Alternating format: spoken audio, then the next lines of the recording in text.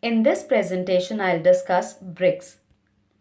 BRICS is a grouping of the five emerging economies of Brazil, Russia, India, China, and South Africa. Originally, the first four were grouped as BRIC. South Africa was invited to join it in December 2010. And after that, the group adopted the acronym BRICS, that is, the abbreviation formed from the initial letters of countries' names. Hence, B in BRICS stands for Brazil, R for Russia, I for India, C for China, and S for South Africa. In 2001, the acronym BRIC was first suggested by Jim O'Neill, the then chairman of Goldman Sachs, an American multinational investment bank and financial services company. He projected that the economies of Brazil, Russia, India, and China would be amongst the world's largest economies in the next 50 years or so, and gave an idea of uniting them. The foreign ministers of the initial four BRIC states met in New York City in September 2006. They started a series of high-level meetings, leading to the first BRIC summit held in Russia in June 2009. The summit's focus was on means of improving the global economic situation and reforming financial institutions like World Bank IMF, as the world had witnessed economic recession in 2008. And it also discussed how the four countries could better cooperate in the future. So far, 11 summits have been held with different themes, and two of the conventions were held in India in 2012 and 2016. The 12th summit is scheduled to be held in Russia in July 2020. Together, BRICS accounts for about 40% of the world's population and about 30% of the GDP. It's an emerging investment market and global power bloc. Neither US nor any European country is its member. The five nations account for 50% of the world economic growth and about 13% of World Bank voting power. BRICS members stand united but are quite different in culture, literacy, basic human needs, internet usage, opportunities, personal rights, and access to education. Now, let us discuss its objectives. BRICS is committed to the principle of sovereignty, mutual respect, and equality, and to the shared goal of building a peaceful and prosperous world. The BRICS seek to increase cooperation within the grouping and among the individual countries for more sustainable and equitable development. It seeks to build relations on the respective countries' economic strengths so as to avoid competition. It promotes a more just international system. It advocates reforming United Nations Security Council. BRICS seek to act as a bridge between developed and developing countries and assist developing countries in gaining an advantage in trade and climate change negotiations. It also aims to share information and provide platform for economic, educational, cultural, and environmental cooperation. Hence, BRICS is emerging as a new and promising political diplomatic entity with diverse objectives, far beyond the original objective of reforming global financial institutions. BRICS does not exist in form of organization, but it is an annual international meeting between the supreme leaders of five nations. The chairmanship of the convention is rotated annually among the members in accordance with the acronym. BRICS has expanded its activities. It conducts regular meetings of the group and keeps itself actively involved in international organizations. BRICS has also developed an agenda for multi-sectoral cooperation among its members, meaning collaboration among various groups like government, civil society, and private sector. The sectoral meetings involve three levels of interaction. First, formal diplomatic engagement between the national governments. that is, consultation on issues of mutual interest through meetings of leaders as well as of ministers of finance, trade, health, education, agriculture, labor, etc.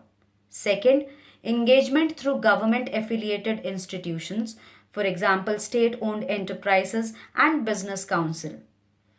It provides practical cooperation through meetings of senior officials. Third, people to people engagement. Now, let us discuss the various areas of cooperation. Economic cooperation. There are rapidly growing trade and investment flows between BRICS countries, and also an increase in economic cooperation activities across different sectors. Agreements have been concluded in the areas of economic and trade cooperation. These agreements contribute to achieve the shared objectives of deepening economic cooperation and promoting integrated markets. BRICS members have recognized the need for strengthening people to people exchanges and to promote closer cooperation in the areas of culture, sport, education, film, and youth. People to people exchanges seek to develop understanding between BRICS people in the spirit of openness, inclusiveness, diversity, and mutual learning. Political and security cooperation is aimed at achieving peace, security, development, and cooperation for a more equitable and fair world. BRICS provides opportunities for sharing policy advice for overcoming domestic and regional challenges. It is also working towards restructuring global politics so that it is more balanced and based on multilateralism, meaning maximum countries together pursuing common goals. BRICS is an important platform for promoting South South cooperation, meaning cooperation among developing countries, and North South dialogue, meaning talks between developed and developing nations. BRICS works towards improving energy efficiency by finding ways to reduce energy waste and pollution, thereby contributing to sustainable development. Also, BRICS governments put education and skills at the center of their development strategies. All BRICS have enshrined the right to education in their constitutions and adopted ambitious strategies to realize this right. An important initiative for strengthening education and research cooperation is the BRICS Universities League. It is an association of leading research universities from BRICS countries. It aims to become a platform for academic and expert cooperation, comparative research, and international educational projects.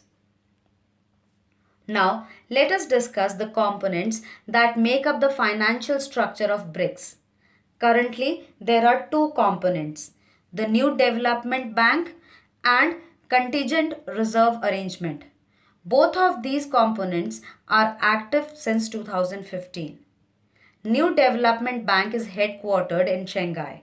It functions on a consultative mechanism among the BRICS members, with all the member countries possessing equal rights. Its primary focus is to mobilize resources for infrastructure and sustainable development projects. Considering the increasing instances of global financial crisis, BRICS nations signed BRICS Contingent Reserve Arrangement.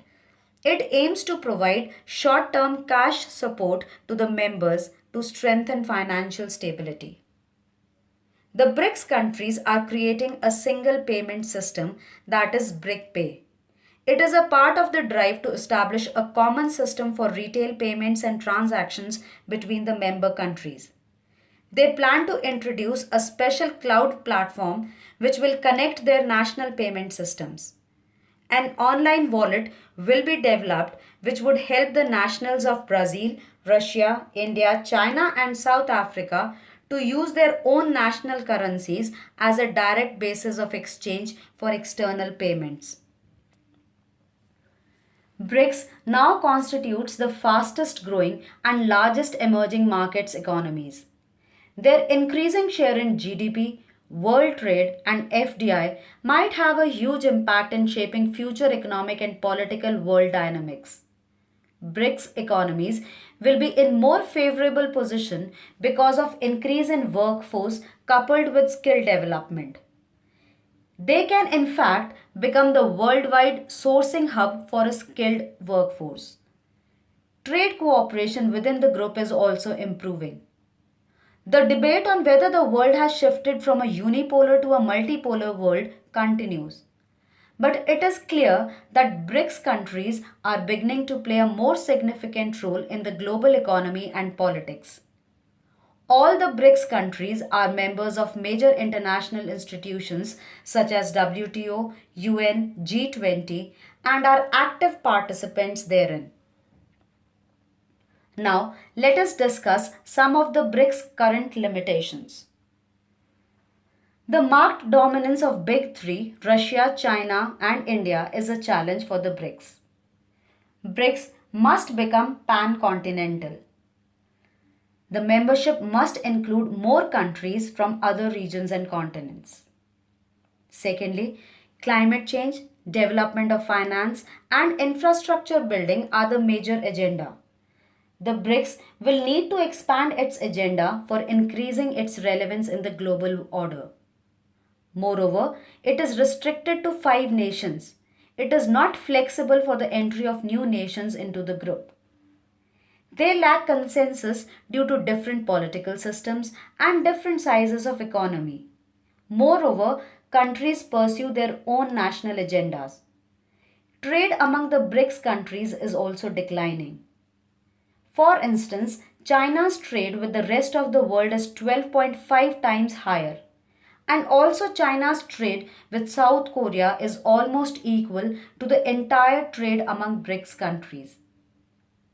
Little progress has been achieved in reforming the multilateral systems like IMF, WTO, UN, and other international organizations.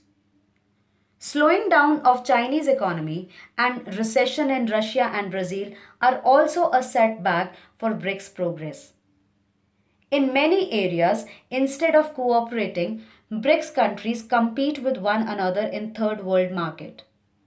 All are able to copy technologies, which means sharing research and development results, scientific cooperation is less. India has become the second most competitive BRICS economy. Now let us see how India can benefit from being a member state of BRICS. India can benefit from collective strength of BRICS on economic issues of mutual interest and also on global issues such as international terrorism, climate change, food and energy security. India has succeeded in convincing BRICS to strengthen its commitment to counter terrorism. Its working group on counter-terrorism has expanded its activities to deal with this problem. The new development bank will help India to raise and avail resources for infrastructure and sustainable development projects. And one such loan of 250 million US dollar has been approved by new development bank. India also sees BRICS as a platform to build multilateral relations with Latin American, African, and Asian countries. India has also tried to use BRICS as a forum to resolve the age old mistrust and complicated relationship with China. BRICS contribute to global stability, development, and cooperation in a positive manner. It remains a powerful bloc, though it may not be hyperactive during the present times. Each member is undergoing serious problems. India is undergoing a severe economic slowdown. Brazil has high inflation and unemployment. South Africa is also experiencing unemployment and high debt. China is suffering low economic growth due to trade war with the US. And Russia is dealing with US and European Union sanctions. To remain relevant over the next decade, each of its members must make a realistic assessment of their limitations and opportunities available. BRICS has to cooperate in many areas to overcome the various concerns like food security, infrastructure development, declining trade and investment. To conclude, we can say that BRICS is making the global economic system more robust and leading the world towards a multipolar economic and political order.